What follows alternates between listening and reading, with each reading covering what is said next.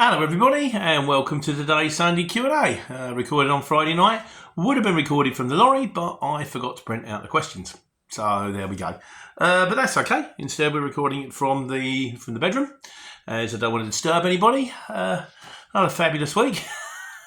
Monday was fine. Monday, I think, was the first time ever where Tiffany has not kicked off in one shape or form. Not ever turned around and said, "You've got a bowl belt." Oh, no, you haven't. That kind of thing, Tuesday, my accelerator pedal problem came back again.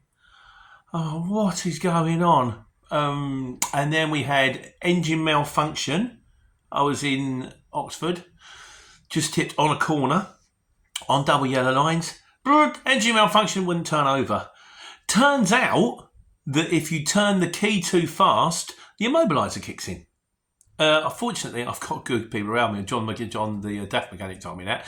And he said what people do is it takes 30 seconds to reset itself, so you have to turn it off, wait, and then turn it on. But they go, oh no, it's not working, it's not working, it's not working. Call that DAF aid. DAF aid get there, go, click, it's working. 120 quid, please. So, yeah, that was that. But I think we got to the bottom of it. I think this time, changed the fuel filters. I should have done it when I got the lorry. I should have had the proper thing serviced. But I'm always chasing my tail. It's always, I'll do that later. But we changed the fuel filters and now it's got a bit more oomph. And today, it's on touch wood over here. It's still too early to tell because it's an intermittent fault, but no episodes at all today. So, she's loaded and booked and ready to go to Bristol on Monday. So let's hope it's working. But yeah, so I'm sure I'll let you know. In the meantime, this week's video was on PPE. And do you wear it all the time or do you wear it some of the time? And, Mark Smith says, 100%. I think Mark Smith was the guy who commented originally. He said, only joined the CX after watching loads of your videos. Bless you, Mark. I do apologise. He said the original comment was in jest. That's fine. It was taken in jest. It's cool. I don't tend to take offence to things that are said. Very, very rarely does such a thing happen. And I have caused offence in the past and I apologise for that. But, yeah, so you learn as you go type thing. But yeah, no problem. I thought it was an interesting topic. We'll talk about it. So Craig MCG says, driving with the high vis on, in my opinion, looks unprofessional. I don't know about unprofessional. It just looks uncomfortable. It's a plastic bag. Why do you want to drive around in a plastic bag? If you have to, yeah. There's an argument that if you're on a multi-drop and you're like on, off with a vest, it's like doing the okey-cokey, then you think, just leave it on, it's not worth the hassle. But if you're loaded and you're going to Bristol and you're going to be sitting in the lorry for like 2.5, 3 hours, and you don't have to, why sit in a plastic bag? Why wear steel toe cap boots when you're driving? I have taken to wearing the Birkenstocks, like a foreign European lorry driver. I've also got gifted to me a pair of pink super dry sliders, which I wear in the gym, which are a bridge too far. In fairness, the Birkenstocks are still a bridge too far, but I'm getting used to them, so just a bit more comfortable. Ian's my driving socks. I can do that. Yeah, I can drive with those. I've done that before. I've driven with no shoes on, but where's your socks at? So, and if you've got to jump out of the petrol station, got your sliders on, got your Birkenstocks, good to go. I don't mind them closed ones. But I don't know if then you can wiggle your toes. Thoughts? There you go. What do we drive in? There you go. There's a question of the week there. What are we driving? What do we drive in? I'll probably do a video. So you guys tell me what you drive in and we'll have a little rundown. Curious to know. He says, yeah, it looks unprofessional. No disputing the need for the correct PPE. We're still on Craig here. He says, I keep full PPE in a bag in case the job comes along with a booking note. No shorts, that's one sometimes. If you're in the summer, you've got no shorts, it's handy to have. Really, I should have a pair of day-glow trousers, the high-vis trousers, in case you get on site. And if it says no shorts, you can whip them on. No one's going to moan about them. You're right about that. And also, if you've ever got to climb underneath the lorry and it's pouring down with rain, it's handy to have this kind of kit in there, isn't it, really? And full kit including glasses. Yeah, I've got glasses. He said security gatehouse is a good indicator too. So when you put up the security, if they've got eye-vises on, the chances are if it's a gatehouse, it's going to be eye-vis. Shane Hardy says, always wear PPE outside the van, provided you're on a site. I used to wear it when unloading my old flatbed, even at residential addresses. I suppose it kind of makes you look the part, doesn't it, really? They kind of, they expect you to be there. And also, you can get into loads of places. If you've got a high visibility vest and a lanyard, I think you can get in at Fort Knox. He just walked through. Oh, that's all right. He's clearly he's meant to be here. He's got a shotgun. He's just on his way to see the Queen. Obviously, he'll be fine. No, not the Queen. It's the King now, isn't it? Still haven't got me around that one. And finally, on the subject, Rain Warling said, he said, I've been to an HS2 site with PPE, but they weren't happy as it should have been orange instead of yellow because it was a site close to a railway track, but they were actually working nowhere near the site that said railway track.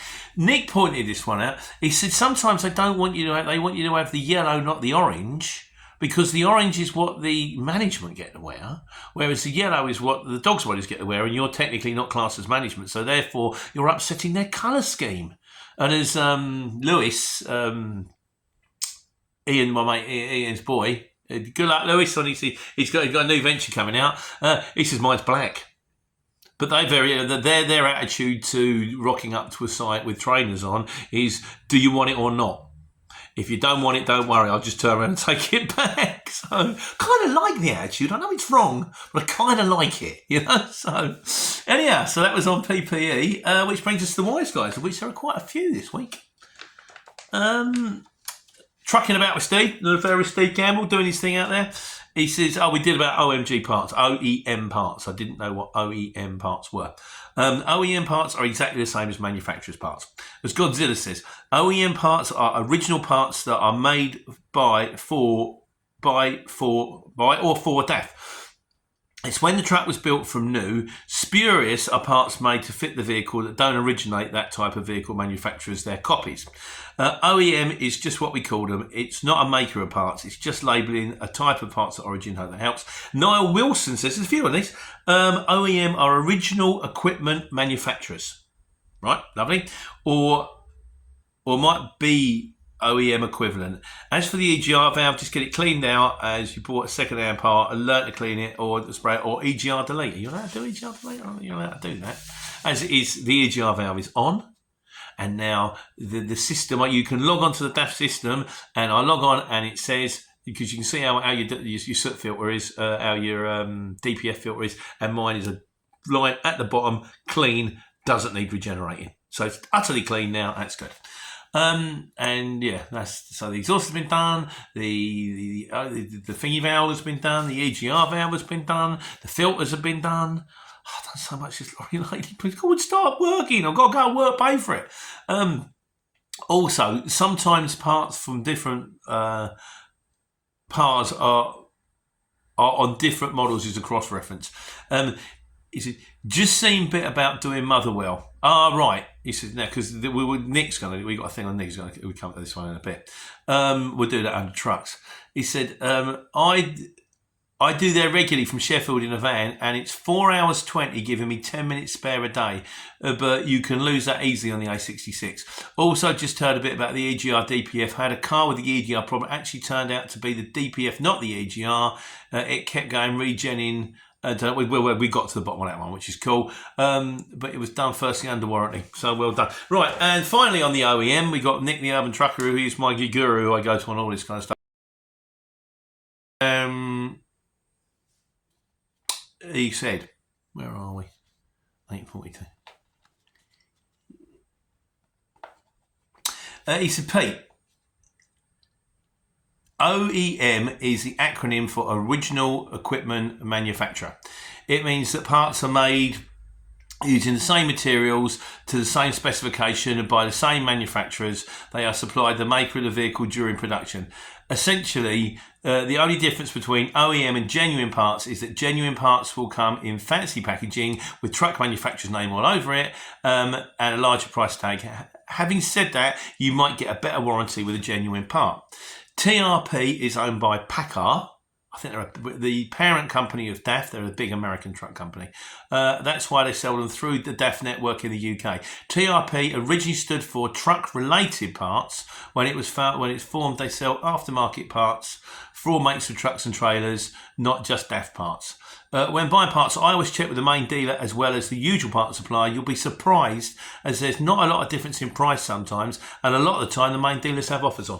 So I think you've got to ring everybody, as we said. You ring the main dealer, you ring the aftermarket people, and you ring the second-hand people. You get free prices, you make a choice. So, which brings us neatly to trucks.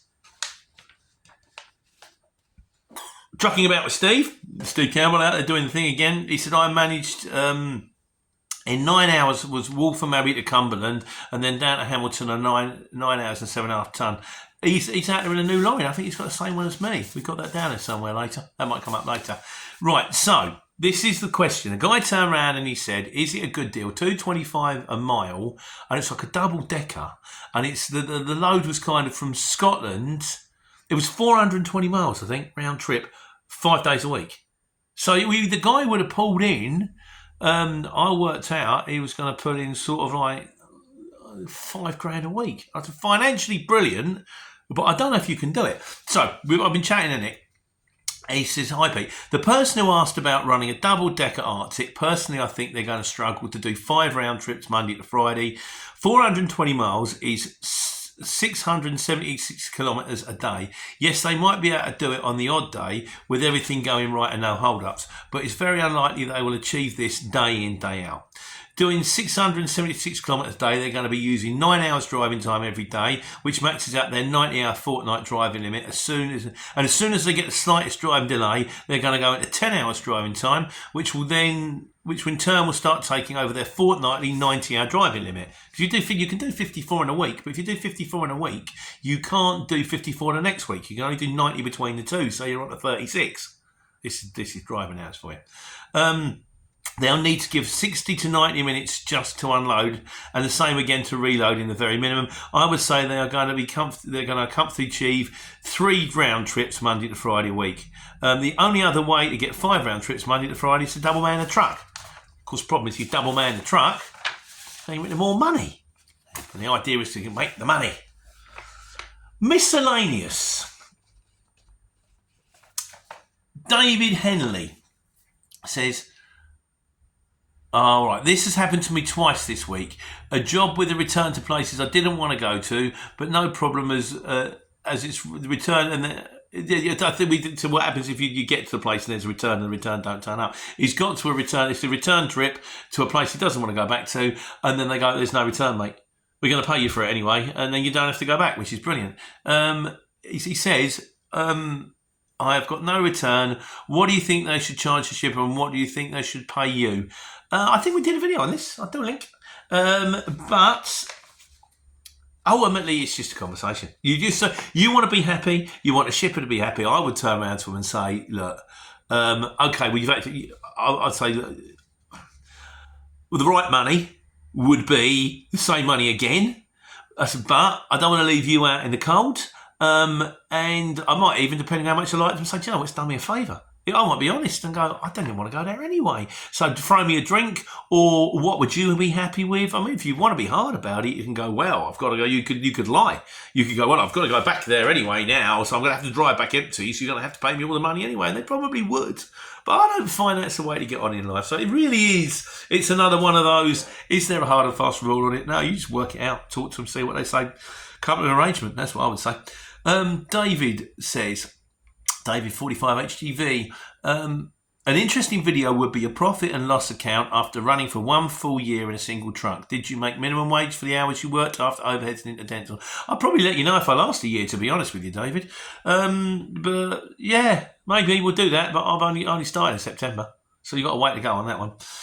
Trucking about with Steve says, I'm moving into my new, I told you, moving into my new permanent wagon tomorrow, 18 ton DAF CF Space Cab 19 plate. He said the Isuzu Grafter was a right bone shaker. Like the Mitsubishi one's really uncomfortable ride. They're not real lorries, are they? They're just sucked up Lutons. But I'm pleased. I mean, the cab's lovely. The lorry, I love my lorry. I just wish it would work. If it works, it's great. It's just when it doesn't work, it really upsets me and stresses me out. It's making me feel sick. It makes my body ache. But hopefully we're through the worst of it now. But I said that last week. It didn't happen. He also said He said, I've got the same way. He's in the wagon now. 19-ton DAF, a twin-seat sleeper auto. Took it into Battersea Power Station yesterday. Battersea Power Stations is all right. It's quite fun when you work it again. You go up to it, and it's like all this big thing in front of you. It looks like something out of 1984. And then, of course, you go downstairs. I've delivered the Breitling. I had to drop Breitling if they're at midnight. That was a fun day. But, it happens. Ricky Davidson says, all right, okay, yeah, right, Ricky. He said, is it okay to collect from customers whilst under the influence of natural hallucinogenics? I recently took a job by mistake on Saturday evening after taking a heavy dose of magic mushrooms from an old school friend. I entered the transport office of a well-known haulage company and proceeded to babble incoherently at the shift manager as a pixie sat next to him. I was handed a small package and returned to the van where I sat for what felt like 2 months. My friend had come along for the ride, convinced me to get back in the front seat and leave the car park. We saw the transport manager watching us as we turned onto the main road and was convinced he contacted the top secret government agencies on or off planet. So the question is it okay to collect from customers while under the influence of natural hallucinogenics? No. You knew that anyway. But nice story anyhow. I hope you had a good time. I hope no one was hurt. He said, where do I stand with the CX in the case of future issues? Say nothing, don't do it again. Which leads us to the conclusion. This week's conclusion is from Wayne Rawlins, who says, OMD released the locomotion. So, OEM parts are original, what are they called? What are they really called? OEM are original equipment manufacturers. OMD are orchestral manoeuvres in the dark. Don't get the two confused. So there we go. Wish me luck, guys. I'd love to get to the end of the week and say, I've done a whole week in Tiffany and she hasn't kicked off once. I'd like to do a day. I'm off to Bristol. But, got to get back on a horse. Time to go to work in a hopefully working lorry and take care and take money.